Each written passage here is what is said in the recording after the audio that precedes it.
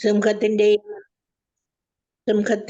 അണലിയുടെയും മേൽ നീ ചവിട്ടി നടക്കും. യുവസിംഹത്തെയും സർപ്പത്തെയും നീ ചവിട്ടി മതിക്കും. അവൻ സ്നേഹത്തിൽ എന്നോട് ഒട്ടി നിൽക്കുന്നതിനാൽ ഞാൻ അവനെ രക്ഷിക്കും. അവൻ എന്റെ നാമം അറിയുന്നത് കൊണ്ട് ഞാൻ അവനെ സംരക്ഷിക്കും. അവൻ എന്നെ വിളിച്ചപേക്ഷിക്കുമ്പോൾ ഞാൻ ഉത്തരമരുളും. അവന്റെ കഷ്ടതയിൽ ഞാൻ അവനോട് ചേർന്ന് നിൽക്കും. ഞാൻ അവനെ മോചിപ്പിക്കുകയും മഹത്വപ്പെടുത്തുകയും ചെയ്യും. ദീർഘായുസ്സ് നൽകി ഞാൻ അവനെ സംതൃപ്തനാക്കും. എന്റെ രക്ഷ ഞാൻ അവന് കാണിച്ചു കൊടുക്കും. ദൈവവചനമാണ് നാം കേട്ടത്. നമ്മുടെ കർത്താവായ മിശിഹായ്ക്ക് സ്തുതി. കർത്താവായ മിശിഹായ്ക്ക് സ്തുതി. ക്ലിയർ ആണോ? കേൾക്കാമോ? കേൾക്കാം.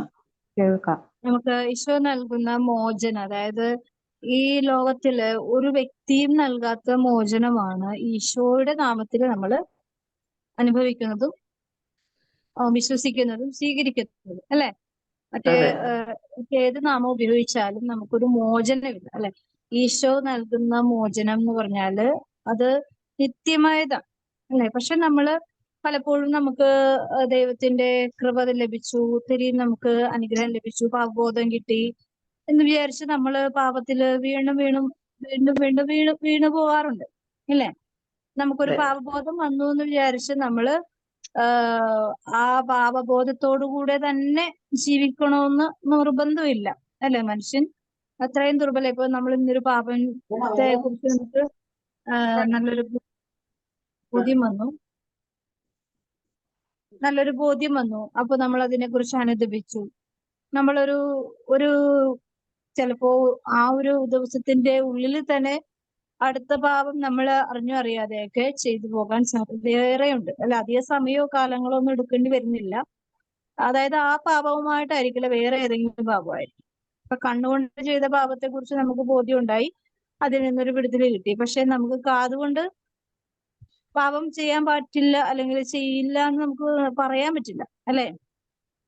പറ്റുമോ?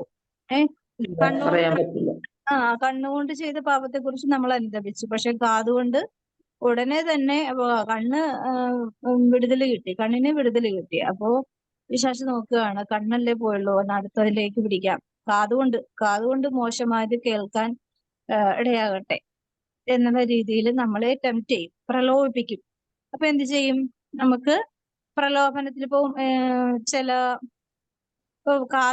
കണ്ണുകൊണ്ട് കണ്ട പാപത്തെ കുറിച്ച് നമ്മൾ അനുദപിച്ച് നമ്മൾ അങ്ങനെ വിശുദ്ധിയിലേക്ക് നമ്മൾ മനസ്സും ആത്മാവ് ശരീരവും ഒക്കെ ഒന്ന് പ്രിപ്പയർഡായി വരുമ്പോഴായിരിക്കും നമ്മുടെ കാതില് മോശമായത് നമ്മളെ പറ്റി കേൾക്കുന്നത്, നമ്മളെപ്പറ്റി തന്നെ കേൾക്കുന്നത്.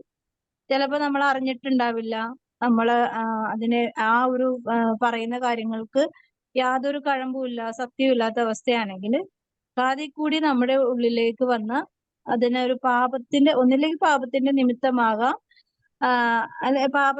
നിമിത്തമാകാം, കാരണമാകാം. അതായത് നമ്മളിപ്പോ ചെയ്യാത്ത കുറ്റം നമ്മളിലേക്ക് അടിച്ചേൽപ്പിക്കുമ്പോൾ രണ്ട് സ്വഭാവം വരാം. നമുക്കൊരു നിസ്സഹായതയുടെ വേദനയും വരാം, വെറുപ്പും വരാം, അല്ലേ? നിസ്സഹായതയോടുകൂടെ ഉള്ള വേദനയും ഉണ്ടാവും, വെറുപ്പും വരും. അപ്പൊ വെറുപ്പ് എന്ന് പറഞ്ഞാല് ദൈവികമാണോ? അല്ല.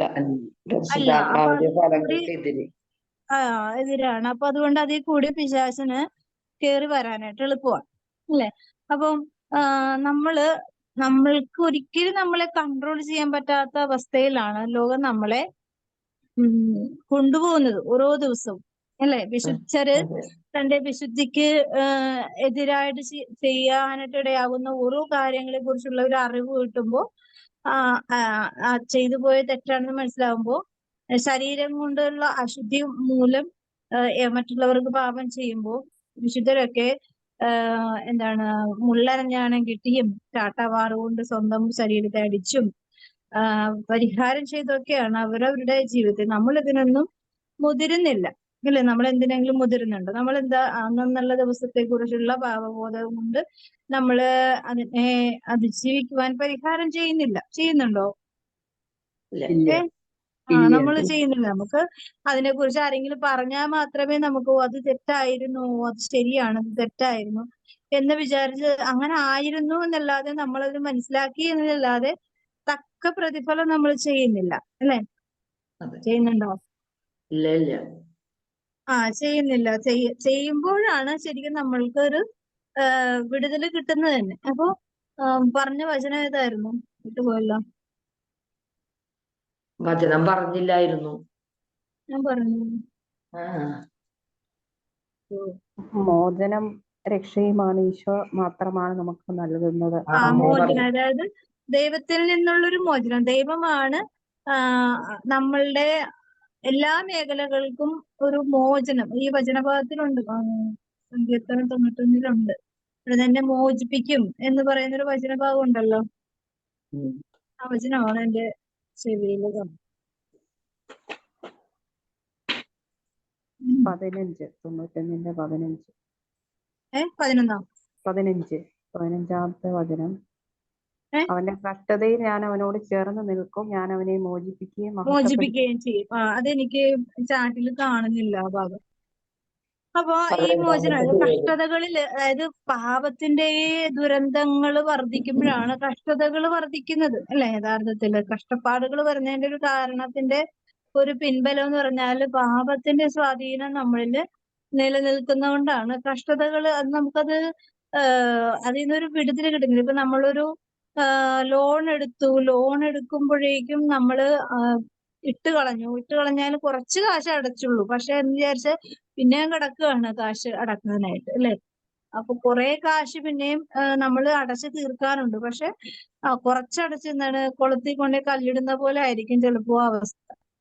അപ്പൊ അതൊന്നും ആകുന്നില്ല, അല്ലെ? നമ്മളതിനെ ഇങ്ങനെ ഒരുപാട്, അതായത് നമ്മുടെ പ്രായം വെച്ച് നോക്കുമ്പോൾ നമുക്ക് ഒത്തിരി കടങ്ങളുണ്ട്, ഇല്ല? മറ്റുള്ളവരുടെ കടങ്ങളല്ല, നമ്മുടെ സ്വന്തം കടങ്ങൾ, നമ്മുടെ ചിന്തകള്, വാക്കുകള്, പ്രവൃത്തികള്, സംസാരങ്ങള്, ഈ മേഖലകളിൽ കൂടിയൊക്കെ നമ്മളെ തന്നെ ശോധന ചെയ്യുമ്പോൾ ഒരുപാട് കടബാധ്യത ഉള്ളവരാണ് നമ്മൾ ഓരോരുത്തരും. പക്ഷെ കർത്താവ് പറയാണ് നമ്മളെ മോചിപ്പിക്കും, അല്ലെ? ഈ മോചനം എന്ന് പറഞ്ഞാൽ ഈശോയുടെ ജീവൻ കൊടുത്താണ് നമ്മളെ മോചിപ്പിക്കുന്നത്, അല്ലാതെ നമ്മള് ഈശോ വെറുതെ പറഞ്ഞ് മോചിപ്പിക്കുകയല്ല.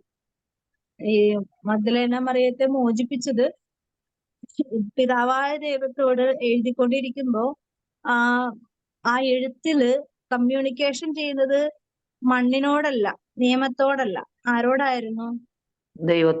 പിതാവായ ദൈവത്തോടായിരുന്നു. ദൈവത്തിന്റെ നിയമം അതിൽ നിലനിർത്തിക്കൊണ്ട് തന്നെ പിതാവായ ദൈവത്തോട്, അതായത് ഒരു നിയമം നിൽക്കെ അതിനെ എങ്ങനെ ഇല്ലാതാക്കാമെന്നല്ല ഈശോ മനസ്സിലാക്കി തരുന്നത്. എന്താണ്? ആ നിയമം നിലനിൽക്കെ തന്നെ അതിനെ അവളെ വെറുതെ വിട്ടേക്ക്, അതിന് പകരം ഞാൻ എന്റെ ജീവൻ, ശരീരം തന്നേക്കാം. കല്ലെറിയുന്നത് എവിടെയിട്ടാ? മണ്ണിലോട്ടല്ല, ഒരു വ്യക്തിയുടെ ശരീരത്തിലോട്ടാണ്, അല്ലെ? ആ ശരീരം ഈശോയുടെ ശരീരമായിട്ട് ഷെയറായി. മനസ്സിലായോ? അപ്പോ മഗ്ദലേന മറിയത്തെ സേവ് ചെയ്യും. ഈശോയുടെ ശരീരം അവിടെ പകരം കൊടുത്തു, ഞാൻ എന്റെ ശരീരം തരാം, ഇവളെ വെറുതെ വിട് എന്ന് പറഞ്ഞുകൊണ്ട് ഈശോ പിതാവായ ദൈവത്തോട് കമ്മ്യൂണിക്കേറ്റ് ചെയ്തു, അല്ലെ? പക്ഷെ പിതാവായ ദൈവത്തോട് കമ്മ്യൂണിക്കേഷൻ ചെയ്യുന്നത് മനുഷ്യർക്കത് മനസ്സിലാക്കാൻ പറ്റാത്തത് കൊണ്ടാണ്, അല്ലെ? ഈശോ കൃതജ്ഞതാ സ്തോത്രം ചൊല്ലി അപ്പം എടുത്ത് ഭാഗിച്ച് കൊടുക്കുന്നു, അല്ലെ? 5 അപ്പം 5000 പേർക്കാവുന്നു. പിന്നെ 12,000 12 കുട്ടകൾ വീണ്ടും കിട്ടുന്നു, അല്ലെ? ഈ 5 അപ്പം എന്ന് പറഞ്ഞാൽ ഇത് എവിടെ വെച്ച് സംഭവിച്ചെന്ന് പറഞ്ഞാൽ ഈ കമ്മ്യൂണിക്കേഷൻ നടക്കുന്ന സമയത്താണ്. ഇത് പിതാവായ ദൈവത്തോട് കമ്മ്യൂണിക്കേറ്റ് ചെയ്യുമ്പോഴാണ് ഒരു ആത്മാവും തമ്മിൽ, അതായത് ഈശോയുടെ ആ സംസാരം പിതാവായ ദൈവത്തിലേക്ക് പരിശുദ്ധാത്മാവ് വഴി എത്തുമ്പോൾ സംഭവിക്കുന്ന ആ നിമിഷ നേരങ്ങൾ കൊണ്ടാണ് ഈ മോചനങ്ങൾ നടക്കുന്നത്, അല്ലെ? അപ്പോ അതുകൊണ്ടാണ് യേശുവിന്റെ നാമത്തിൽ ആണ് ഇതെല്ലാം സംഭവിക്കുന്നത്. യേശുവിന്റെ നാമത്തിന് അത്രമാത്രം പവർ ഉണ്ട്. യേശുവിന്റെ നാമത്തിലാണ്, അതായത് യേശു ഈ ഭൂമിയിൽ ഒരു മനുഷ്യനെ എല്ലാ തരത്തിലുള്ള പാപങ്ങളെയും പരിഹരിച്ചു. അത് വെറുതെ വാവുകൊണ്ട് പറഞ്ഞതല്ല. എങ്ങനെയാണ്? ജീവിച്ച്, ജനനം കൊണ്ട്, ജീവിതം കൊണ്ട്, മരണം കൊണ്ട് ഈശോ അതിനെ ക്ലെയിം ചെയ്തു. അതിന് പകരം വെക്കാൻ ഈ ലോകത്തിന് ഒരു ശക്തിക്ക് സാധിക്കില്ല. അപ്പൊ അതിനെ ഓവർകം ചെയ്യാൻ, അല്ലെങ്കിൽ അതിന്റെ മുകളിൽ കയറി നിൽക്കാനായിട്ട് ഈ ലോകത്തിന്റെ ഒരു ശക്തിക്ക് സാധിക്കില്ല. അത് തെളിയിക്കാൻ ഇന്നുവരെ ആർക്കും സാധിച്ചിട്ടുമില്ല. അപ്പൊ അതുകൊണ്ടാണ് യേശുവിന്റെ നാമത്തെ എത്രമാത്രം പിശാച് ഭയക്കുന്നത്. അപ്പൊ ഈ മോചനം എവിടെ കൂടിയാ വരുന്നതെന്ന് പറഞ്ഞാല് ഈശോയുടെ നാമത്തിലാണ് മോചനം നമുക്ക് വരുന്നത്. അപ്പൊ നമുക്ക് കഷ്ടപ്പാടുകളും ദുരിതങ്ങളും വരുന്നതെന്ന് പറഞ്ഞാല് അതിന്റെ ഒരു ചെറിയൊരു ഷെയർ ഇപ്പൊ മുല്ലപ്പൂ കൂടി ഏറ്റ് കിടക്കും കല്ലിനും ആ സൗരഭ്യം ഉണ്ടാവും എന്ന് പറഞ്ഞ പോലെ ആ മുല്ലപ്പൂവിന്റെ ഗന്ധം എന്ന് പറയുന്നത് നല്ലൊരു ഗന്ധമാണ്. അപ്പൊ ആ കല്ലിന് ശരിക്കും പറഞ്ഞാൽ കല്ലിന് പ്രത്യേകിച്ച് സ്മെല്ലൊന്നുമില്ല. പക്ഷെ ആ ഗന്ധം ആ കല്ലിനടിക്കുമ്പോൾ കല്ലും ആ ഗന്ധത്തിനെ ആഗീകരണം ചെയ്യുന്നുണ്ട്. അപ്പൊ ഈശോയിലേക്ക് വരുമ്പോ കഷ്ടപ്പാടുകളൊക്കെ തീർച്ചയായിട്ടും നമുക്കുണ്ടാകും. നമ്മൾക്കതിനെ ആ സ്വഭാവം മാറും. കല്ലിന്റെ സ്വഭാവത്തിന് ഹാർഡാണെങ്കിലും അതിന്റെ ഗന്ധം ഒരു പ്രത്യേകമായ ഒരു കല്ലിന് ആ ഗന്ധം വരുമ്പോ നമുക്കറിയാം. നമ്മളുടെ ഈശോയെ കിടത്തിയൊരു കല്ലുണ്ടല്ലോ ജെറുസലേമില് കല്ലറയുടെ അടുത്ത്. ആ കല്ലിന് ഭയങ്കര സുഗന്ധം, നമ്മൾക്ക് കല്ലാണെന്ന് തോന്നൂല. അത്രയും ഭയങ്കര നമ്മുടെ അത് സ്വർഗീയ സുഗന്ധം പോലത്തെ ഒരു സുഗന്ധം, ഭയങ്കര സുഗന്ധം. നമുക്ക് ആ കല്ലില് മുഖം എടുത്ത് മാറ്റാൻ പറ്റില്ല, അത്രയും നല്ല സ്മെല്ലാണ്. കല്ലിന് എന്താ. അപ്പൊ അതുപോലെ ഒരു സുഗന്ധം. നമ്മള് ഈശോയുടെ സ്നേഹത്തിൽ വരുമ്പോ തീർച്ചയായും കഷ്ടതകള് നമുക്ക് അനിവാര്യമായി വരുമ്പോഴേക്കും കഷ്ടപ്പാടുകളിൽ കൂടി ഈശോയുടെ ആ സ്നേഹത്തിന്റെ രുചിഭേദങ്ങള് തിരിച്ചറിയുവാനും അനുഭവിക്കുവാനും സാധിക്കും. അപ്പോ മോചനം എന്ന് പറയുന്നത് വേറൊരു പേരിൽ നമുക്ക് കിട്ടുന്നുണ്ടെങ്കിൽ, ഇപ്പൊ നമുക്കിപ്പോ ഒരാള് നമ്മളെ സഹായിക്കാന്ന് പറഞ്ഞു, പക്ഷെ ആ വ്യക്തി എന്തുദ്ദേശത്തോടു കൂടെയാണ് നമ്മളെ സഹായിക്കേണ്ടത് നമുക്കറിയില്ല, അല്ലെ? എന്തുദ്ദേശത്ത് ആദ്യം നമ്മൾക്ക് വിശ്വസനീയമായ കാര്യങ്ങളൊക്കെ നമുക്ക് വേണ്ടി ചെയ്തു തരും. പിന്നെ അവരുടെ സ്വഭാവവും സംസാരവും അവരുടെ ചിന്തകളൊക്കെ മാറും. മനുഷ്യരാണ്, അത് എല്ലാ അവസ്ഥകളിലും. സ്വന്തം അപ്പനെയും അമ്മയെയും വിശ്വസിക്കാൻ പറ്റാത്ത കാലം, സ്വന്തം മക്കളെ വിശ്വസിക്കാൻ പറ്റാത്ത കാലം, സ്വന്തം ഭർത്താവിനെയും ഭാര്യയെയും മക്കളെയും വിശ്വസിക്കാൻ പറ്റാത്ത കാലം. ഇത് സ്വഭാവം മാറാം, പക്ഷെ ഇവരിലുള്ള ആ ബന്ധങ്ങൾക്ക് പോലും അല്ലേ നമുക്ക് ഇന്ന് പറയാൻ പറ്റാത്ത അവസ്ഥയിലാണ് കുടുംബ ബന്ധങ്ങൾ പോയിക്കൊണ്ടിരിക്കുന്നത്.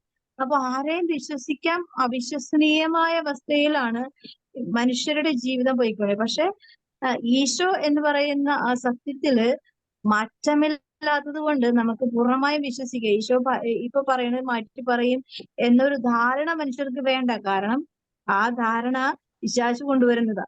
അപ്പം വിശുദ്ധീകരിക്കപ്പെടുവാൻ ചിലപ്പോൾ നമുക്ക് കുറച്ച് സഹനങ്ങളൊക്കെ വരാം. ആ സഹനത്തിൽ കൂടി കർത്താവ് നമുക്ക് പറ്റാത്ത സഹനങ്ങളൊന്നും ദൈവം തരില്ല.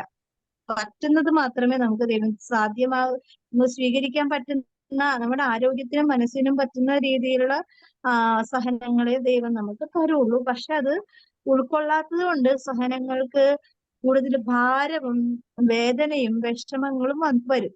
നമുക്കിപ്പോ ചെറിയൊരു 5 കിലോ വെയിറ്റ് എടുക്കുക എന്ന് പറഞ്ഞാൽ വലിയൊരു ഭാരമൊന്നുമില്ല. പക്ഷെ ചിലപ്പോ അത് മനസ്സുകൊണ്ട് താല്പര്യം ഇല്ലാണ്ടിരിക്കണമെങ്കിൽ ഈ വെയിറ്റ് ഇരട്ടി വെയിറ്റ് പോലെ തോന്നാൻ സാധ്യതയുണ്ട്, അല്ലേ? ഇപ്പൊ നമുക്ക് താല്പര്യമില്ലാത്തത് കൊണ്ട് നമുക്ക് അത് എനിക്ക് സാധിക്കില്ല, വേണമെങ്കിൽ എക്സ്ക്യൂസുകൾ പറയാം. 5 കിലോയോ 10 കിലോ ഒരു മനസ്സുകൊണ്ട്. ഇപ്പൊ ഞാൻ എന്റെ സ്കൂളിൽ പഠിച്ചുകൊണ്ടിരിക്കുമ്പോൾ ഞങ്ങൾക്ക് ഈ കുക്കിങ്ങിന്റെ ഒരു ഇതുണ്ടായിരുന്നു. ഒരു സമയത്ത് കട്ട്ലേറ്റും സാലഡും ഫ്രൂട്ട് സലാഡൊക്കെ ഉണ്ടായിരുന്നു. അപ്പൊ അന്ന് ഞാൻ എല്ലാത്തിനും ഇങ്ങനെ ഭയങ്കര, എനിക്ക് കുക്കിംഗ് ഒക്കെ ഇഷ്ടമായിരുന്നു. അപ്പൊ അതിന്റെ സ്മെല്ലൊക്കെ, അപ്പൊ ഓരോ ക്ലാസ്സില് 10ാം ക്ലാസ്സിൽ വെച്ചാണ് ആ ഒരു സംഭവം നടക്കണം. അപ്പം അന്ന് എന്റെ ടീച്ചർ പറഞ്ഞു, സോഫി ഇത്രയും പണിയെടുക്കുമെന്ന് കണ്ടാ പറയില്ല കേട്ടോ എന്ന്. കാരണം 2ാം നിലയിലാണ്. അപ്പൊ അതിന്റെ സാധനങ്ങളൊക്കെ കൊണ്ടുപോകണം, കയറ്റി ഇറക്കണം, അത് കുറച്ച് കാര്യങ്ങളൊക്കെ ചെയ്യണം. അപ്പൊ നമ്മൾ സാധാരണ വീട്ടിൽ ചെയ്യുന്ന കാര്യങ്ങളായതുകൊണ്ട് നമുക്കത് പ്രശ്നമൊന്നുമില്ല. പക്ഷെ അത് ശരിക്കും പലരും വെറുതെ ഇരിക്കണായിരുന്നു. എനിക്ക് വലിയ പ്രശ്നമില്ലാത്ത കാര്യമുണ്ട് നമ്മളത് ചെയ്തപ്പോ ടീച്ചർ എന്നെ ശ്രദ്ധിക്കുന്നുണ്ടായിരുന്നു എനിക്കറിയില്ലായിരുന്നു. അപ്പൊ എല്ലാം കഴിഞ്ഞപ്പോഴാണ് പറഞ്ഞത്, സോഫി ഇത്രയും ജോലിയൊക്കെ എടുക്കുമെന്ന് ഞാൻ വിചാരിച്ചില്ല, കണ്ടാ പറയില്ല കേട്ടോ എന്ന് പറയും. പറഞ്ഞു. അപ്പൊ നമുക്ക് ശരിക്കും അത് ശീലമുള്ളത് കൊണ്ട് നമുക്കത് വലിയൊരു സംഭവമായിട്ട് തോന്നുന്നില്ല. പണിയെടുക്കുക എന്ന് പറഞ്ഞാൽ വലിയൊരു സംഭവമല്ല. പക്ഷെ പണി 10ാം ക്ലാസ്സിലൊക്കെ പഠിക്കുമ്പോ അത്യാവശ്യം പെൺപിള്ളേര് അന്നത്തെ കാലത്ത് അത്യാവശ്യം വീട്ടിലെ കാര്യങ്ങളൊക്കെ ചെയ്യും. ഇപ്പോഴത്തെ കാലത്ത് എനിക്കറിയില്ല കൃത്യമായിട്ട്, നമുക്കൊന്നും പറയാൻ പറ്റാത്ത അവസ്ഥ. അപ്പൊ ഇന്നത്തെ നമുക്കതൊരു കാലത്ത് ഒന്നും ശീലമാണ്. ഇന്നത്തെ ശീലമുള്ള കാലത്ത് ഒന്നും ചെയ്യില്ല. അല്ല, ഇന്നത്തെ കാലത്ത് ഒന്നും ചെയ്യില്ല എന്ന് പറയുന്ന പിള്ളേര്. അതാ. കാരണം ഒരു പങ്ക് നമ്മുടെ മാതാപിതാക്കൾക്കുണ്ട്. അവര് പഠിക്കട്ടെ പഠിക്കട്ടെ പഠിക്കട്ടെ എന്ന് പറയും. പിന്നെ അവര് എക്സ്ക്യൂസ് പറയുമ്പോഴേക്കും ഞാൻ ഇന്നുകൂടി എന്റെ ഇളയ മോനോട് പറഞ്ഞു, പാത്രം കഴുകി വെക്കാൻ പറ്റൂലെങ്കിൽ ഭക്ഷണം ഉണ്ടാക്കുന്നില്ല, അതെ, അതായിരിക്കും നല്ലത് എന്ന് പറഞ്ഞു. എന്നിട്ട് ഞാൻ 2 പാത്രം കഴുകാനുണ്ടായിട്ട് ഞാൻ 2ഉം മാറ്റി വെച്ച് ഞാൻ ബാക്കിയെല്ലാം കഴുകി വെച്ച്. എന്നിട്ട് രാവിലെ അവനെ കൊണ്ട് തന്നെ ഞാൻ കഴിയിച്ചു. കാരണം ഞാൻ പറഞ്ഞു, എനിക്ക് കഴുകാൻ അറിയാൻ പാടില്ലാഞ്ഞിട്ടല്ല, അങ്ങനെ ഒരു ശീലം വേണ്ട. അത് നിനക്ക് വീണ്ടും അത് എവിടെ ചെന്നാലും നമുക്കത് അങ്ങനെ ഒരു നല്ല ശീലം ഇല്ലാന്നുണ്ടെങ്കിൽ ഞാൻ പറയും, ഈ വാഷ് ബേസിൽ നടക്കുന്ന എല്ലാ പാത്രവും ഞാൻ കഴുകുന്നുണ്ട്, പക്ഷെ തിന്നുന്ന പാത്രമെങ്കിലും കഴുകി വെക്കണം. അത് മസ്റ്റാണ്. അല്ലെങ്കിൽ ഇനി ഭക്ഷണം കഴിക്കണ്ട. അപ്പൊ ഇത് മനസ്സിലാവും. അപ്പൊ അങ്ങനെ ഓരോരോ കണ്ടീഷൻ വെക്കുന്നുണ്ട്. അവർക്കത് ചെയ്യാതിരിക്കാൻ പറ്റുന്നില്ല. അപ്പൊ അത് ചെയ്യണം. അപ്പൊ ശരിക്കും ഞാൻ പറഞ്ഞു, നിന്റെയൊക്കെ പ്രായത്തില് വീട്ടിലെ സർവ്വ പണികളും ചെയ്തിട്ടാണ് ക്ലാസ്സിൽ പോയിരുന്നത്. അത്രയും പണികളോ അത്രയും കാര്യങ്ങളോ ചെയ്യേണ്ടി വരുന്നില്ലല്ലോ. അത് ചെയ്യാൻ കിട്ടുന്ന അവസരങ്ങളിൽ ചെയ്യാൻ കൈയും കാലും ആരോഗ്യമൊക്കെ ഉണ്ട്. അങ്ങനെ ചെയ്യുന്ന മക്കളും ഉണ്ട്, എത്രയോ മക്കളുണ്ട്. അപ്പൊ അത് നമ്മൾ മനസ്സിലാക്കണം. അപ്പൊ നമുക്ക് ഈ മോചനം കിട്ടുന്നത് എപ്പോഴായിരിക്കും നമുക്കറിയില്ല. പക്ഷെ കഷ്ടപ്പാടുകളിൽ കൂടിയാണ് നമുക്ക് ഇതൊരു ആസ്വാദ്യകരമായ ഒരു ജീവിതത്തിലേക്ക്, അതായത് നമ്മൾ ഇന്ന് കഷ്ടപ്പെടുന്നത് ശരിക്കും പറഞ്ഞാൽ മരണം വരെ കഷ്ടപ്പെടുന്നത് സ്വസ്ഥതയുടെ ജീവിതത്തിലേക്ക് കടന്നു വരുവാനുള്ള ഒരനുഗ്രഹമാണ്. അത് ഒരിക്കലും നമുക്ക് നമ്മുടെ ഈ ഭൂമിയിലെ കഷ്ടപ്പാടുകൾ നമ്മൾ സാധിക്കുന്ന അത്രയും സ്വീകരിച്ചു കഴിഞ്ഞാൽ, നമ്മളെല്ലാം എളുപ്പപ്പണി ചെയ്തു കഴിഞ്ഞാൽ സ്വർഗത്തില് എത്തണമെന്നെങ്കിൽ കഠിനമായി അധ്വാനിക്കേണ്ടി വരും. നമ്മൾ ഇത്തിരി ഇവിടെ കഷ്ടപ്പെട്ട് കഴിഞ്ഞാൽ നമുക്ക് അത്രയും അധ്വാനങ്ങൾ അവിടെ കുറയും. പക്ഷെ അവിടുത്തെ കാര്യത്തെക്കുറിച്ച് മനുഷ്യർക്ക് ആ ചിന്തയില്ലാത്തത് കൊണ്ടാണ് നമുക്കിവിടെ കഷ്ടപ്പെടാനും ആ ഒരു ചിന്ത കുറഞ്ഞു പോകുന്നത്. നന്നായിട്ട് അധ്വാനിക്കുന്ന മനുഷ്യർക്ക് അവിടെ ചെല്ലുമ്പോൾ നല്ല വിശ്രമം കിട്ടും. ആ ഒരു തിരിച്ചറിവോടുകൂടെ ഒരു മോചനമാണത്. അത് ഈ ഭൂമിയിൽ നിന്നൊരു വിടുതലാണ്. ആ ഒരു തിരിച്ചറിവോടുകൂടി ആയിരിക്കും നമുക്ക് പ്രാർത്ഥിക്കാം. നമുക്ക് മറിയത്തിന് സ്തോത്രഗീതം വായിക്കാം. പ്രിയുടെ വായിക്കാവോ? വായിക്കാം. വിശുദ്ധ ലൂക്കായുടെ സുവിശേഷം 1-ാം അധ്യായം 46 മുതൽ 55 വരെയുള്ള തിരുവചനങ്ങൾ. പരിശുദ്ധ അമ്മയുടെ സ്തോത്രഗീതം. മറിയം പറഞ്ഞു, എൻ്റെ ആത്മാവ് കർത്താവിനെ മഹത്വപ്പെടുത്തുന്നു. എൻ്റെ ചിത്തം എൻ്റെ രക്ഷകനായ ദൈവത്തിൽ ആനന്ദിക്കുന്നു. അവിടുന്ന് തൻ്റെ ദാസിയുടെ താഴ്മയെ കടാക്ഷിച്ചു. ഇപ്പോൾ മുതൽ സകല തലമുറകളും എന്നെ ഭാഗ്യവതി എന്ന് പ്രകീർത്തിക്കും. ശക്തനായവൻ എനിക്ക് വലിയ കാര്യങ്ങൾ ചെയ്തിരിക്കുന്നു. അവിടുത്തെ നാമം പരിശുദ്ധമാണ്. അവിടുത്തെ ഭക്തരുടെ മേൽ തലമുറകൾ തോറും അവിടുന്ന് കരുണ വർഷിക്കും. അവിടുന്ന് തൻ്റെ ഭുജം കൊണ്ട് ശക്തി പ്രകടിപ്പിച്ചു. ഹൃദയവിചാരത്തിൽ അഹങ്കരിക്കുന്നവരെ ചിതറിച്ചു. ശക്തന്മാരെ സിംഹാസനത്തിൽ നിന്നും മറിച്ചിട്ടു. എളിയവരെ ഉയർത്തി. വിശക്കുന്നവരെ വിശിഷ്ട വിഭവങ്ങൾ കൊണ്ട് സംതൃപ്തരാക്കി. സമ്പന്നരെ വെറും കൈയോടെ പറഞ്ഞയച്ചു. തൻ്റെ കാരുണ്യം അനുസ്മരിച്ചുകൊണ്ട് അവിടുന്ന് തൻ്റെ ദാസനായ ഇസ്രായേലിനെ സഹായിച്ചു. നമ്മുടെ പിതാക്കന്മാരായ അബ്രാഹത്തോടും അവന്റെ സന്തതികളോടും എന്നേക്കുമായി ചെയ്ത വാഗ്ദാനം അനുസരിച്ച് തന്നെ. ദൈവവചനമാണ് നാം കേട്ടത്. നമ്മുടെ കർത്താവായ യേശു മിശിഹായ്ക്ക് സ്തുതി. ഇസ്രായേലിനെ സഹായിക്കുക, അതായത് ദൈവത്തിന്റെ മക്കളെ സഹായിക്കുന്നതില് ദൈവം വിശ്രമം എടുക്കുന്നില്ല. അതാണ് ഏറ്റവും വലിയൊരു കരുണ. അതായത് ഇപ്പം നമ്മളുടെ മക്കള് എത്ര വന്നാലും അവരെ കൊണ്ട് കഠിനമായ പണിയെടുപ്പിക്കുന്നില്ല. എന്നാലും ചെറിയൊരു കാര്യം അവർ ചെയ്യണമെന്ന് നമ്മൾ നിർബന്ധം മാത്രമേ പിടിക്കുന്നുള്ളൂ എന്ന് വിചാരിച്ച് അതില് വലിയ കടുംപിടുത്തമൊന്നും പിടിക്കുന്നില്ല. പക്ഷെ ദൈവം അങ്ങനെയല്ല. ദൈവം നമ്മളെ വീണ്ടെടുക്കാനായിട്ട് ദൈവത്തിനൊരു നിർബന്ധമുള്ളത് കൊണ്ട് ദൈവം എപ്പോഴും നമ്മളെ സഹായിക്കുകയാണ്. ദൈവം വേണമെങ്കിൽ നമ്മളിപ്പോ കടുംപിടുത്തം പിടിക്കാൻ ചില കാര്യങ്ങളൊക്കെ ഉണ്ട്. അപ്പോ ഞാൻ ചില കാര്യത്തില് ഒരു ദിവസം ഞാൻ നേരത്തെ വളർത്തിയിരുന്ന പട്ടി എന്റെ ചെരുപ്പ് കൊണ്ട് കടിച്ച് കീറിപ്പറിച്ച് കളഞ്ഞു. അപ്പൊ എനിക്ക് അങ്ങനെ ദേഷ്യം വന്നു. കാരണം ഞാൻ ഭക്ഷണം കൊടുത്തിട്ട് ഞാൻ വളർത്തുന്നത് എന്റെ ചെരുപ്പ്, എന്റെ പുതിയ ചെരുപ്പ് കടിച്ച് പറിച്ച് കളഞ്ഞു. അപ്പൊ എനിക്ക് അങ്ങനെ ദേഷ്യം വന്നിട്ട് നല്ല അടി വെച്ച് അങ്ങോട്ട് കൊടുത്തു. 2-3 അടി അടിച്ചപ്പോഴേക്കും പിന്നെ എന്റെ നേരെ കുരക്കാൻ തുടങ്ങി. അപ്പൊ ഞാൻ പെട്ടെന്ന് ഇച്ചിരി പേടിച്ചെങ്കിലും ഞാൻ പിന്നെ അടിക്കാൻ അപ്പൊ അവൻ ദേഷ്യപ്പെടുന്നതനുസരിച്ച് എനിക്കും ദേഷ്യമായി. പക്ഷെ എന്റെ ഉള്ളിൽ നിന്ന് പെട്ടെന്ന് ഇങ്ങനെ ചോദിക്കുകയാണ്, നിനക്കെന്ത് അവകാശം അതിനെ അടിക്കാനായിട്ട്? നിനക്ക് നീ ചെയ്തത് പെർഫെക്റ്റ് ആണോ? നീ ചെയ്തത് ശരിയാണോ? എന്നിങ്ങനെ അന്ന് എന്തോ കുരുത്തക്കേട് ഞാൻ ഒപ്പിച്ചിട്ടുണ്ടായിരുന്നു. അപ്പോ അങ്ങനെ ശരിക്കും പറഞ്ഞ നമ്മൾ ചെയ്യുന്ന പല തെറ്റുകളും വേറെ ഏതെങ്കിലും വഴി 2 കൊട്ടൊക്കെ കിട്ടുമ്പോഴാണ് ശരിക്കും നമ്മളെ ആ ഒരു തിരിച്ചറിവിലേക്ക് വരുന്നത്. അത് ശരിക്കും പറഞ്ഞ ദൈവത്തിന്റെ ഒരു സഹായമാണ്, അല്ലേ? സഹായമാണോ?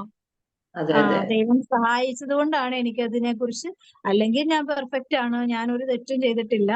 നമ്മള് ദൈവത്തിൽ നിന്നുള്ള സഹായം എപ്പോഴും ആവശ്യപ്പെടുന്ന എന്താണ്? നമ്മുടെ സുരക്ഷിതത്വത്തിന്, നമ്മുടെ അനുഗ്രഹത്തിന്, നമ്മുടെ ജീവിത സൗകര്യത്തിന്. ഇതൊക്കെയാണ് ഏറ്റവും നോർമൽ മനുഷ്യര് എപ്പോഴും ഈ ദൈവത്തോട് സഹായം അപേക്ഷിക്കുന്നത്, അല്ലേ? ആണോ? അതായത് നമ്മൾക്ക് എപ്പോഴും സ്വസ്ഥവും സുഖവും സമാധാനപരമായ ഒരു ജീവിതം വേണം. എന്നാൽ നമ്മുടെ കയ്യിലിരിപ്പും ഉണ്ട്, ഇതൊന്നും അനുഭവിക്കാനുള്ള ഒരു യോഗ്യതയും ഇല്ല.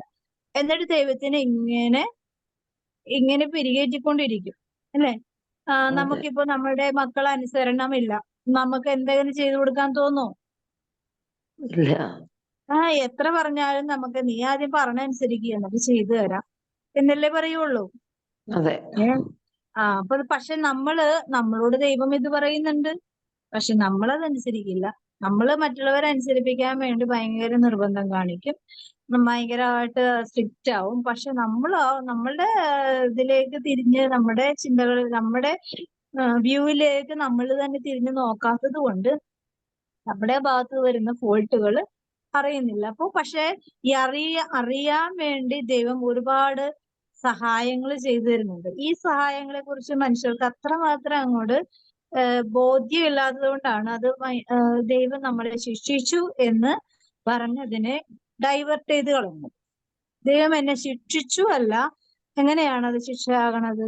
ശരിക്കും അത് ശിക്ഷണമാണ്, ശിക്ഷയല്ല, ശിക്ഷണമാണ്. അതൊരു തരത്തില് ദൈവത്തിന്റെ സഹായമാണ്, അല്ലേ? ആണോ? ദൈവം തരുന്ന സഹായങ്ങള് എന്താണ്? ദാവീദ് സങ്കീർത്തനത്തിൽ വ്യക്തമായി പറയുന്നു, 119:71. അതെന്റെ ജീവിതത്തിൽ എനിക്ക് ശരിക്കും പറഞ്ഞ 119 വചനം മുഴുവനും ഒരു സമയത്ത് ഞാൻ വായിക്കുമ്പോ അത് ഓരോരോ വാക്കും ഞാൻ പറയേണ്ട കാര്യമാണ്, എന്റെ ജീവിതമാണ്, എന്റെ ഉള്ളിലുള്ള കാര്യമാണ്, എന്റെ ചിന്തയാണ് ഇത് മുഴുവൻ എഴുതി വെച്ചിരിക്കുന്നതെന്ന് എനിക്ക് തോന്നിയിട്ടുണ്ട്. കാരണം ദൈവത്തെ അറിയുമ്പോഴാണ് ശരിക്കും നമ്മളിലുള്ള കുറവുകള് അറിയുന്നത്. അപ്പൊ ദൈവത്തെ അറിയണമെങ്കിൽ ആര് സഹായിക്കണം? ദൈവം തന്നെ സഹായിക്കണം, അല്ലാണ്ട് വേറെ ആര് സഹായിച്ചാൽ അത് നമുക്ക് വ്യക്തമായി. പക്ഷെ അത് ഏതെങ്കിലും വഴിയിൽ കൂടി, ഏതെങ്കിലും സാഹചര്യങ്ങളിൽ കൂടി, ഏതെങ്കിലും വ്യക്തികളിൽ കൂടി, സമയങ്ങളിൽ കൂടിയാണ് നമുക്ക് അത് തിരിച്ചറിവായി മാറുന്നത്. അല്ലാതെ ദൈവം ഡയറക്റ്റ് വന്ന് പറഞ്ഞു തന്ന് അങ്ങനെയൊക്കെ നമ്മളൊരു വിശുദ്ധ ജീവിതത്തിലേക്ക് വരണം. എന്നാലാണ് ദൈവം ഡയറക്റ്റ് പറഞ്ഞു തരുമ്പോ നമുക്കത് വ്യക്തത. അല്ലെങ്കിൽ ദൈവം നേരിട്ട് വന്ന് തലക്കിട്ട് അടിച്ചു കൊട്ടി പറഞ്ഞാൽ പോലും നമുക്ക് ബോധവും ബോധ്യവും ഇല്ലാത്തത് കൊണ്ട് എന്ത് പറ്റും? നമ്മളുടെ വഴിക്ക് പോകും. ദൈവം പറഞ്ഞത് തൊട്ട് കേൾക്കുകയുമില്ല. ദൈവം നിരാശപ്പെട്ട് നമ്മളെ ഓർത്ത് വിഷമിച്ചിരിക്കുകയും ചെയ്യും. അപ്പോ അത് ഏതെങ്കിലും ഒരു സാഹചര്യത്തിൽ കൂടി, ഇപ്പൊ ഞാനിപ്പോ വീട്ടില് പറയുന്ന കാര്യങ്ങള് അവര് കേൾക്കുന്നില്ലെങ്കിൽ, അത് പുറത്തുനിന്ന് ആരെങ്കിലും ഒരാൾ അതേ കാര്യം പറഞ്ഞു കഴിഞ്ഞാല് എന്നോട് പറയും, ഇതാണ് ഇങ്ങനെയാണ് കാര്യം ചെയ്യുന്നത്. അപ്പൊ ഞാൻ ഇത് തന്നെയല്ലേ ഞാനിവിടെ പറഞ്ഞത്. അപ്പൊ ഞാൻ പറയുന്നത് നിങ്ങൾക്ക് വലിയ കാര്യമില്ല, പുറത്തുനിന്ന് ആരെങ്കിലും പറയുമ്പോൾ നിങ്ങൾക്ക് അത് കൃത്യമായിട്ട് അത് മനസ്സിലാക്കാൻ പറ്റുന്നുണ്ട്. ഇതേ കാര്യം തന്നെ ഞാനിവിടെ പറയുമ്പോൾ നിങ്ങൾ അത് ചെയ്തുകൊണ്ടില്ലല്ലോ, പുറത്തുനിന്ന് പറയുന്നതാണ് വലുത് എന്ന് പറഞ്ഞ് ഞാനിങ്ങനെ തർക്കിക്കും. അപ്പൊ പക്ഷേ എന്താണെങ്കിലും നമ്മൾ പറയുമ്പോൾ ചില കാര്യങ്ങളെല്ലാം നമ്മൾ പെർഫെക്റ്റ് ആയിട്ട് ആണോന്നില്ല, എങ്കിലും ചില ഒരു 5% കാര്യമെങ്കിലും അങ്ങനെ പുറത്തുനിന്ന് പറഞ്ഞ് അതൊരു കറക്റ്റ് ചെയ്യാൻ നോക്കുമ്പോൾ നമുക്കൊരു ആശ്വാസമാണ്, അല്ലെ? അങ്ങനെയെങ്കിൽ അവർക്ക് ആ കാര്യം മനസ്സിലായല്ലോ എന്ന് വേണമെങ്കിൽ നമ്മുടെ ബുദ്ധി കൊണ്ട് ചിന്തിച്ചത് ഞാൻ പറഞ്ഞത് കേട്ടില്ല, അവര് പറഞ്ഞത് കേട്ടു, അല്ലെങ്കിലും അതെ ഞാൻ പറഞ്ഞത് കേൾക്കില്ല, നാട്ടുകാർ പറഞ്ഞത് കേൾക്കുള്ളൂ, വേണമെങ്കിൽ അങ്ങനെയൊക്കെ പറയാം. പക്ഷെ അതിനേലും നല്ലത് എന്താണാവോ, ഞാൻ മിക്കവരും ഇന്നലെ എന്നോടൊരു ഞാൻ ഇന്നലെ തൊണ്ടവേദനക്ക് ഡോക്ടറിന്റെ അടുത്ത് പോയപ്പോ ഡോക്ടർ അന്ന് ചോദിച്ച ചോദ്യം ഇപ്പോഴും ചോദിച്ചു, ഇന്നലെ ചോദിച്ചു, സോഫി ഇങ്ങനെ എത്ര വർഷമായി ഇപ്പൊ ഇങ്ങനെ ചെയ്യുന്ന, തൊണ്ടക്ക് ഈ ശരിക്കും പറഞ്ഞ മജ്ജ, അതായത് മസിൽസിന് ഭയങ്കര സ്ട്രെയിൻ ആയിട്ടാണ് ഈ വേദന മാറാത്തത്, ഇപ്പോഴും ആ പ്രയറും കാര്യങ്ങളൊക്കെ ഉണ്ടോന്ന് ചോദിച്ചു. അപ്പൊ ഞാൻ പറഞ്ഞു പിന്നെ അത് മുടങ്ങണമെന്നില്ല, എങ്കിലും ഞാൻ ഈ ഒരാഴ്ചയായിട്ട് ഒരുപാടൊന്നും ചെയ്യുന്നില്ല, ചെറിയതായ ഏറ്റവും ചെറിയ കാര്യങ്ങളെ ചെയ്തുള്ളൂ എന്ന് പറഞ്ഞു. പക്ഷെ ഇങ്ങനെ പോയാല് ശബ്ദത്തിന് ബുദ്ധിമുട്ടുണ്ടാവും എന്ന് പറഞ്ഞു. അപ്പൊ ഞാൻ പറഞ്ഞു അപ്പൊ ഇതുകൊണ്ട് നിങ്ങക്ക് എന്തെങ്കിലും ഗുണമൊക്കെ ഉണ്ടാവുമായിരിക്കും അല്ലേ? അപ്പൊ ഞാൻ പറഞ്ഞു ഗുണമെന്ന് വെച്ചാൽ എന്താ ഡോക്ടർ ഉദ്ദേശിച്ചതെന്ന്. എനിക്ക് മനസ്സിലായി, ഡോക്ടർ കാശ് എന്തെങ്കിലും കിട്ടുമായിരിക്കും അല്ലേ? അപ്പൊ അങ്ങനെ ചോദിച്ചു, വ്യക്തമായിട്ട് എന്നോട് ചോദിച്ചു കാശ് വല്ലതും കിട്ടുമായിരിക്കും അല്ലേ? അപ്പൊ ഞാൻ ഇല്ല, കാശൊന്നുമില്ല, ഇത് നമ്മുടെ ഒരു ശുശ്രൂഷയാണ്. എല്ലാവരും സാലറി വാങ്ങിച്ച് ജോലി എടുക്കാൻ പോയാൽ സാലറി ഇല്ലാതെ കർത്താവിന് വേണ്ടി ശുശ്രൂഷ ചെയ്യുന്ന ആൾക്കാരും വേണ്ടേ? അങ്ങനെ ഉള്ളത് കൊണ്ടാണ് കുറെ പേരൊക്കെ ഇങ്ങനെ ഒരു ഇതില് ബാലൻസ് ചെയ്ത് പോണത് എന്ന് പറഞ്ഞു. അപ്പൊ എല്ലാവരും കാശ് വാങ്ങിക്കാൻ പോയാൽ അപ്പൊ ഡോക്ടർ എന്തെങ്കിലും നോക്കിയിട്ട് അത് എനിക്കിട്ട് വെച്ചൊരു താങ്ങാണല്ലോ എന്ന്. അപ്പൊ ഞാൻ പറഞ്ഞു ഇല്ല ഡോക്ടറെ, അങ്ങനെയല്ല, എല്ലാവരും ജോലി എടുക്കുന്നത് അവരവരുടെ ജീവിതത്തിന് വേണ്ടിയല്ല, പക്ഷെ കർത്താവിന് വേണ്ടി ശുശ്രൂഷ ചെയ്യുന്നവരും ഈ ലോകത്തുണ്ട്. അത് പക്ഷെ അപ്പൊ എന്നോട് പറഞ്ഞു തങ്കു ബ്രദറൊക്കെ കാശൊക്കെ വാങ്ങിക്കുമല്ലോ. അപ്പൊ ഞാൻ പറഞ്ഞു തങ്കു ബ്രദർ പിന്നെ പന്തക്കോസ്തേ അല്ലേ, അപ്പം അവരവരുടെ സ്റ്റൈലൊക്കെ വേറെയാണ്. പക്ഷെ ഞാൻ അങ്ങനെയല്ല, ഞാൻ കർത്താവിനോട് ശുശ്രൂഷ ചെയ്യുന്നതാണ്. അപ്പോ കർത്താവിനോട് ശുശ്രൂഷ ചെയ്യുമ്പോൾ എനിക്ക് ഇതുവരെയായിട്ട് ഒരു കുറവോ അങ്ങനെ ഒരു ബുദ്ധിമുട്ടോ ഫീൽ ചെയ്തിട്ടില്ല. എന്റെ കാര്യങ്ങളൊക്കെ നന്നായിട്ട് നടക്കുന്നുണ്ട്, പിന്നെ ഞാൻ എന്തിനു വിഷമിക്കണേന്ന് ചോദിച്ചു. എങ്കിലും നമുക്കൊരു വരുമാനമൊക്കെ ഉണ്ടാവുമല്ലോ, നമ്മൾ ഇത്രയും സമയമൊക്കെ കളയണല്ലേ, ഇത്രയും സമയവും ആരോഗ്യവും ഒക്കെ പോകണല്ലേ, അപ്പൊ അത് അങ്ങനെ ചെയ്യണ്ടേ? അപ്പൊ ഞാൻ പറഞ്ഞു അതിനല്ലേ കർത്താവ് തരും എന്ന് പറഞ്ഞത്. അപ്പൊ ഇനി ഞാൻ വേറെ ഡയലോഗ് പറഞ്ഞപ്പോ എന്നോട് ഇനി സുവിശേഷം ഒന്നും പറയല്ലേ എന്ന് പറഞ്ഞു. അപ്പൊ ഞാൻ പറഞ്ഞു തങ്കു ബ്രദറിന്റെ കാര്യം പിന്നെ പറഞ്ഞപ്പോ ഞാൻ പറഞ്ഞു, രാഷ്ട്രീയക്കാരുടെ കാര്യം പറഞ്ഞപ്പോ ഞാൻ പറഞ്ഞു എന്റെ ഡോക്ടറെ, ഇങ്ങനെ നമ്മൾ ചെയ്യുന്ന ഈ കണക്കില്ലാത്ത കാശ് നമ്മൾ വാങ്ങിക്കുമ്പോ, അല്ലെങ്കിൽ നമുക്ക് അർഹതയില്ലാത്ത കാശ് വാങ്ങിക്കുമ്പോ, നമുക്ക് വാങ്ങിക്കുമ്പോ കൈനീട്ടി വാങ്ങിക്കാം, പക്ഷെ ഇതിനൊരു കണക്ക് വെക്കുന്ന ആളുണ്ട്. അപ്പൊ ഡോക്ടർ അത് സമ്മതിക്കണില്ല. പിന്നെ ഇവരൊക്കെ സുഖസുന്ദരമായിട്ട് ജീവിക്കുകയാണ്. എന്തോരം മനുഷ്യരാണ് ക്യാൻസറും അല്ലാതെയൊക്കെ രോഗാവസ്ഥയിൽ വളരെ ദയനീയാവസ്ഥയിൽ ജീവിക്കുന്നത്. അവര് കുറെ പേര് മരിക്കുന്നു. അവരുടെയൊക്കെ വിഷമങ്ങളൊന്നും ദൈവം കാണുന്നില്ലല്ലോ. ഇവരൊക്കെ ഭയങ്കര സമൃദ്ധിയിൽ അങ്ങനെ ജീവിച്ച് കൊഴുത്ത് പോവാണ് എന്ന് പറഞ്ഞു. അപ്പൊ ശരിയാണ് അപ്പൊ ഞാൻ പറഞ്ഞു ഇങ്ങനെയുള്ള കുറെ മനുഷ്യരുടെ നിസ്സഹായ സഹനങ്ങളാണ് ഈ പ്രപഞ്ചത്തെ പോലും താങ്ങി നിർത്തുന്നത്. അല്ലെങ്കിൽ ആരും സഹിക്കാനില്ലായിരുന്നു എങ്കിൽ ഈ അവസ്ഥ എന്താകുമായിരുന്നു? അപ്പൊ ഡോക്ടറിന് അത്ര അങ്ങോട്ട് മനസ്സിലായില്ല. ഓ ശരിയായിരുന്നു, ഇനിയിപ്പോ എന്നോട് ഇനി സുവിശേഷം പറഞ്ഞ് എന്നൊക്കെ പറഞ്ഞു. ഞാൻ പറഞ്ഞു ഈ മനുഷ്യർക്ക് ശരിക്കും പറഞ്ഞാൽ സഹിക്കുക എന്ന് പറയണത് എന്തോ ഒരു അതായത് അതൊന്നും പാടില്ല. ദൈവത്തിനോട് അടുക്കുമ്പോ എപ്പോഴും സുഖസുന്ദരമായിട്ട് ജീവിക്കണം എന്നുള്ള ഒരു ധാരണയാണ്. പക്ഷെ ദൈവത്തോട് അടുക്കുമ്പോൾ സങ്കടങ്ങൾ വേദനകളൊക്കെ തരുന്നുണ്ടെങ്കിലും അതിനെ അതിജീവിക്കുവാനുള്ള സഹായവും ദൈവം തരുന്നുണ്ട്. അതിനെക്കുറിച്ച് നമുക്കൊരു വ്യക്തമായ ഒരു ധാരണയും ബോധവും ഇല്ലെങ്കിൽ ആ സങ്കടങ്ങൾ നമ്മളെ ഇതുപോലെ ചില ആളുകൾ ഇങ്ങനെ തിരിച്ചു ചോദിക്കും, നിങ്ങക്ക് എന്താണ് ഇങ്ങനെ അതില്ലേ, വരുമാനമില്ലേ, അതിൽ പിന്നെ എന്തിനിങ്ങനെ ചെയ്യുന്ന, അല്ലെങ്കിൽ വെറുതെ എന്തിനത്ര സമയം കളയുന്നേ എന്നൊക്കെ ചോദിക്കും. കാരണം ലോക ചിന്തകളിൽ കൂടി നോക്കുന്നവരെ നമുക്ക് പെട്ടെന്ന് അപ്പൊ ഞാൻ എന്റെ മനസ്സിൽ അവിടെ ഇരുന്ന് ഞാൻ പ്രാർത്ഥിച്ചു ഡോക്ടറിന് വേണ്ടി. കാരണം ഡോക്ടർ എന്നോട് ഇടയ്ക്കൊക്കെ പ്രാർത്ഥിക്കാനായിട്ട് ഓരോരോ കാര്യങ്ങളൊക്കെ പറയാറുണ്ട്. അപ്പൊ ഞാൻ പറഞ്ഞു ഇനിയിപ്പോ ഡോക്ടറിന് ഇതെല്ലാം മനസ്സിലാവണമെങ്കിൽ മരിക്കണം എന്ന് പറയാൻ പറ്റൂലല്ലോ. അപ്പൊ ഞാൻ അവിടെ ഇരുന്ന് ദൈവമേ, ഡോക്ടർ മരിക്കുന്ന സമയത്തെങ്കിലും ഈ കാര്യങ്ങളൊന്നും വ്യക്തമായ ഒരു ചിന്ത കൊടുക്കണേ. കാരണം എനിക്ക് ഒന്നാമത് സംസാരിക്കാൻ വയ്യ. അപ്പൊ അതുകൊണ്ട് പറഞ്ഞു ഫലിപ്പിക്കാനും പറഞ്ഞു കൊടുക്കാനും അന്നേരം എന്റെ മനസ്സിലേക്ക് ഒരു ഇങ്ങനെ പറയുന്നതൊന്നും ഡോക്ടർ അങ്ങനെ സ്വീകരിക്കുന്നില്ല. കാരണം അവര് ഈ ലോകത്തിന്റെ ചിന്തകളെ ജീവിക്കുന്നത്. അപ്പൊ അതുകൊണ്ട് നമുക്ക് പറഞ്ഞു ഇതാക്കാൻ പറ്റില്ല. അപ്പം ഞാൻ മനസ്സിൽ പ്രാർത്ഥിച്ചു, കർത്താവ് എന്തായാലും ഡോക്ടർ മരിക്കും ഒരു ദിവസം. അപ്പം ഞാൻ പറഞ്ഞു, മരണത്തെ കുറിച്ച് പറഞ്ഞപ്പോ ഇതൊക്കെ മരിക്കുമല്ലോ, മരിക്കുമ്പോ നമുക്ക് എല്ലാത്തിന്റെ കണക്കുകൾ വെച്ച് കൊടുക്കേണ്ടി വരും. അപ്പൊ നമ്മൾ വാങ്ങിച്ചതും കൊടുത്തതും ഒക്കെ കൃത്യം കണക്കുണ്ടാവും. അപ്പൊ അതെന്ത് ചെയ്യും? അപ്പൊ പിന്നെ അതൊക്കെ വെറുതെ പറയണേണെന്ന് പറഞ്ഞു. ഇല്ല, ഞാൻ പറഞ്ഞു ഇല്ല, വെറുതെ പറയണല്ല എന്ന് പറഞ്ഞു. എന്തായാലും മരിക്കുമ്പോ നമുക്കത് മനസ്സിലാവും. അപ്പൊ ഞാൻ പെട്ടെന്ന് പറയാന്ന് വിചാരിച്ചു, ഡോക്ടറും മരിക്കുമല്ലോ, അപ്പൊ അതെല്ലാ ഡോക്ടറിനും കൃത്യമായിട്ട് മനസ്സിലാവുന്നു. ഡോക്ടറിന് അത് വിഷമം ഉണ്ടല്ലോ എന്ന് പറഞ്ഞിട്ട്. പക്ഷെ എപ്പോഴും ഇങ്ങനെ തർക്കിക്കുന്നവരോട് മുമ്പിൽ എന്റെ അവസാനത്തെ ഒരു കാര്യത്തിന്റെ ചിന്ത, കർത്താവ് ഇവർക്ക് മരിക്കുമല്ലോ, ഇവരെല്ലാവരും മരിക്കും, അപ്പൊ ഇവരെ സഹായിക്കും ദൈവം.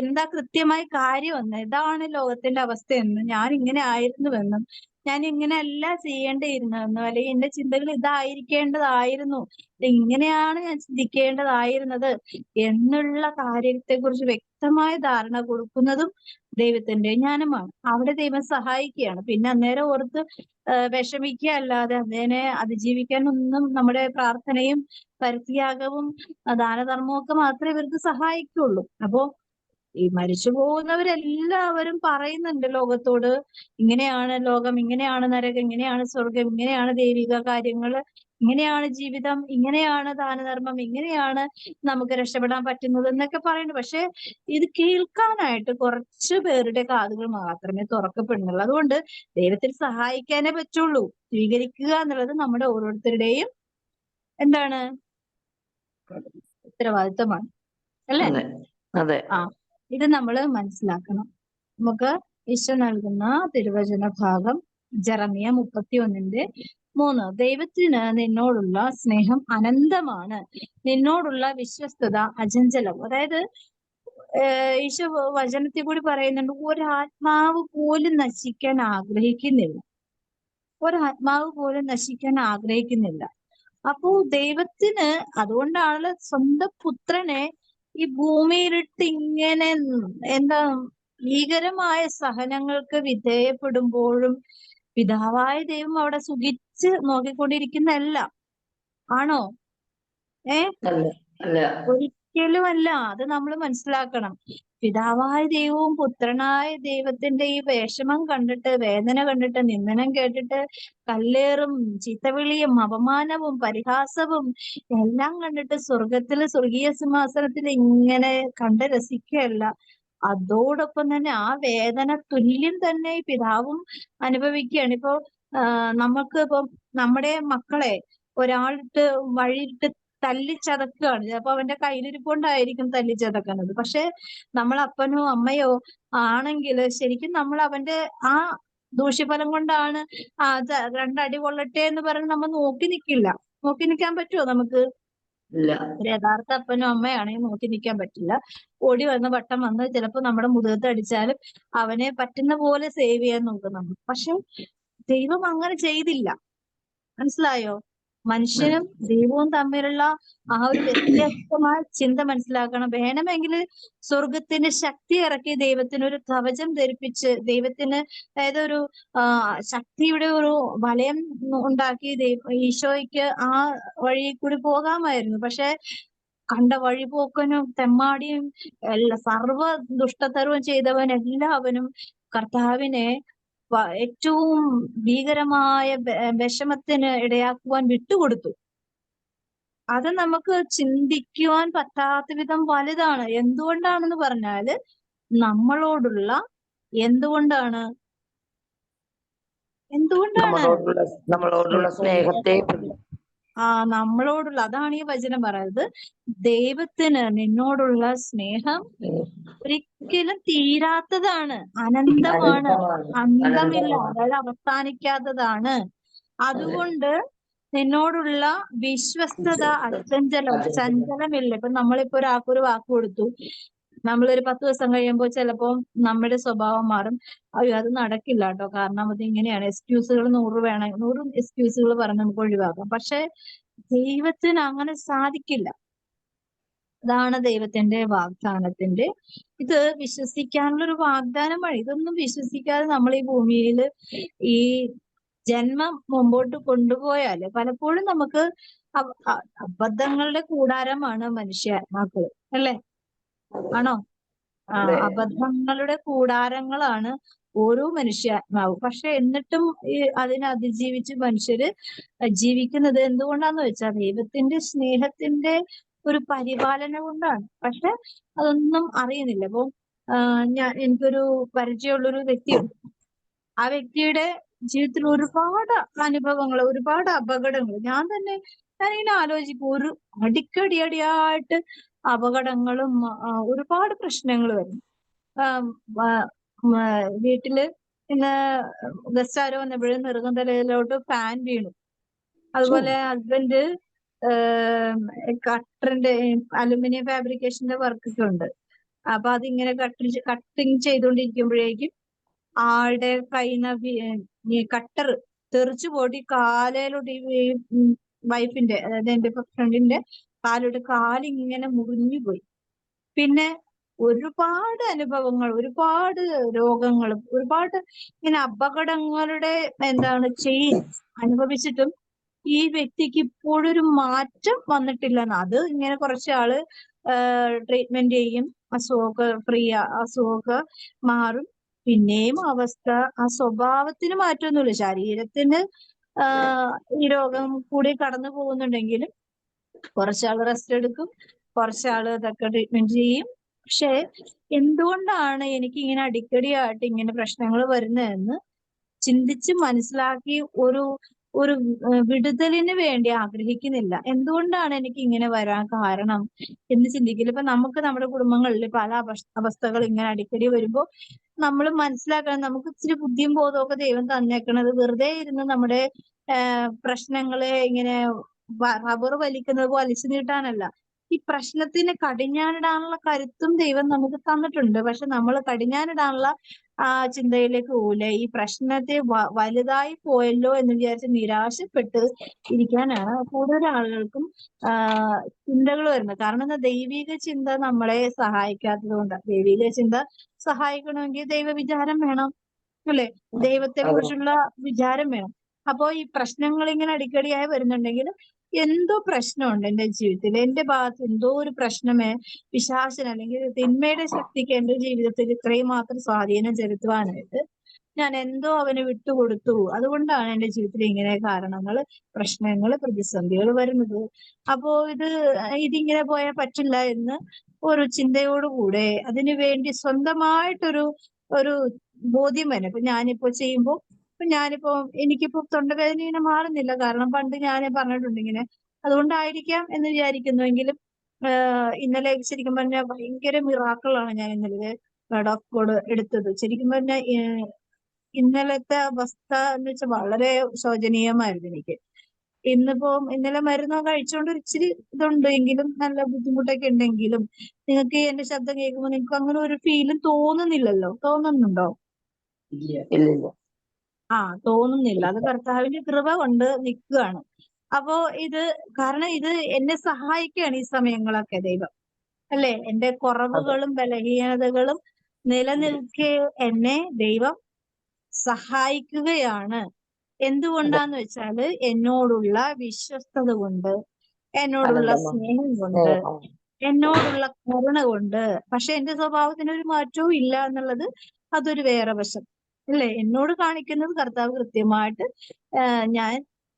എനിക്ക് തരികയാണ് ദൈവം. അപ്പൊ ദൈവത്തിന്റെ സ്നേഹത്തിന്റെ അളവ് എന്ന് പറഞ്ഞാല് അതിനൊരു മെഷർമെന്റ് ഇല്ല, അതിന് അളന്ന് നോക്കാനുള്ള ഒരു ടൂളില്ല. അതുകൊണ്ടാണ് മനുഷ്യർ ഇത്രയും വഷളായെന്ന് എനിക്ക് തോന്നുന്നു. ഞാൻ കർത്താവിന്റെ അടുത്ത് പറയും, കർത്താവെ അങ്ങയുടെ ശക്തി പ്രകടമാക്കണമേ, അങ്ങയുടെ ശക്തി. യോഹന്നാൻ പറയുന്നില്ല, സ്വർഗത്തിൽ നിന്നും അഗ്നി ഇറക്കി ഇവരെ നശിപ്പിച്ചു കളയട്ടെ എന്നിങ്ങനെ ചോദിക്കാറില്ലേ? കാരണം അങ്ങനെയൊക്കെ നമ്മൾ ദൈവത്തോട് എടുക്കുമ്പോൾ ഇപ്പൊ ചില സമയങ്ങളിലൊക്കെ ദൈവത്തിന്റെ മഹത്വത്തിന്റെ ശക്തി പ്രകടമാക്കണമേ എന്നൊക്കെ നമ്മൾ പ്രാർത്ഥിക്കും. കാരണം കാര്യം പെട്ടെന്ന് നടക്കാനാണ്. പക്ഷെ കർത്താവ് ഇത്ര ക്ഷമയുള്ളവനാണെന്ന് ഓർക്കണം. നമുക്ക് വേണേ പ്രാർത്ഥിക്കാം, പക്ഷെ ദൈവം അതൊന്നും കേൾക്കാറില്ല, പലതും കേൾക്കാറില്ല. അപ്പൊ അവരെ കുറേയും കൂടി അനുഗ്രഹിച്ച് അങ്ങോട്ട് വിടുന്ന പോലെ എനിക്ക് ചിലപ്പോഴൊക്കെ ഫീൽ ചെയ്തേക്കുന്നത്. നമ്മൾ അങ്ങനെ പ്രാർത്ഥിക്കുമ്പോൾ അവർ കുറേയും കൂടി സ്ട്രെങ്തൻ ആവണ പോലെ തോന്നുന്നു. കാരണം അവര് ഫറവോന്റെ ഹൃദയം കഠിനമാക്കിയപ്പോൾ മോശ വിശുദ്ധിയിലേക്ക് വന്നു, അല്ലെ? കൂടുതൽ കൂടുതൽ അനുഗ്രഹിക്കപ്പെട്ടു. പക്ഷെ അത് അനുഗ്രഹിക്കപ്പെട്ടത് മോശയ്ക്കും ദൈവത്തിനും മാത്രം അറിഞ്ഞൂടെ, ജനത്തിന് അറിഞ്ഞുകൂടാ. അതുകൊണ്ടാണ് മോശയെ വീണ്ടും വീണ്ടും അവരെ അവഹേളിക്കുകയും അപമാനിക്കുകയും ചെയ്തത് അല്ലെ. അപ്പൊ ഇതാണ് നമ്മുടെ ജീവിതം. അപ്പൊ ദൈവത്തിന് മനുഷ്യരോടുള്ള സ്നേഹം എന്ന് പറഞ്ഞാൽ അതിന്റെ അളവ് നമുക്കറിയില്ല. ശരിക്കും പല ഇങ്ങനെയുള്ള കാര്യങ്ങളൊന്നും നമുക്ക് അളന്ന് തിട്ടപ്പെടുത്തി നമുക്കറിയാം. ഒരു ഡ്രസ്സ് തയ്ക്കണമെങ്കിൽ ഇത്രയും അളവ് തുണി വേണം, അല്ലെങ്കിൽ നമുക്കൊരു രാവിലത്തെ ഫുഡ് ഉണ്ടാക്കണമെങ്കിൽ ഇത്രയും അതിന്റെ മാവ് വേണം, അല്ലെങ്കിൽ അതിന്റെ സാധനങ്ങളൊക്കെ ഇത്രയും വേണം, അല്ലെങ്കിൽ ഉച്ചയ്ക്ക് ഭക്ഷണം കഴിക്കണമെങ്കിൽ ഇത്ര അരി ഇടണം, കറിക്ക് ഇത്ര സംഭവങ്ങളൊക്കെ വേണം. എല്ലാത്തിന്റെ ഒരു അളവുണ്ടല്ലേ. നമ്മുടെ ജീവിതത്തിലൊക്കെ ഒരു സദ്യ ഒരുക്കണമെങ്കിൽ ഇത്രയും കാര്യങ്ങൾ വേണം. പക്ഷെ ഇതൊന്നും ദൈവത്തിന്റെ മുമ്പിൽ ഇതൊക്കെ വെറും ചില്ലുകേസാണ്.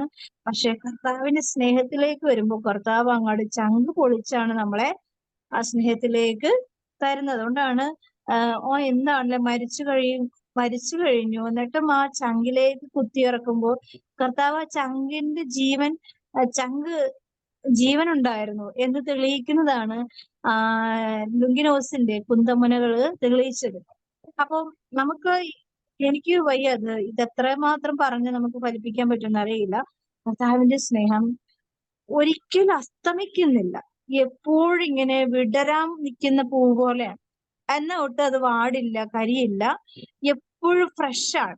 അതാണ് ഓരോ ദിവസവും പുതിയ സ്നേഹമാണ് എന്ന് പറയുന്നത്. ഓരോ ദൈവത്തിന്റെ നമുക്ക് തരുന്ന ഓരോ ദിവസവും പുതിയ സ്നേഹം, പുത്തൻ സ്നേഹം, ഒരു ഫ്രഷ് ലവ് എന്ന് പറയുന്ന പോലത്തെ ഒരു സ്നേഹമാണ് ദൈവം നമുക്ക് തരുന്നത്. അതുകൊണ്ടാണ് നമ്മൾ ഇത്ര വഷളായി പോകുന്നതും എന്നാണ് എനിക്ക് പലപ്പോഴും തോന്നുന്നത്.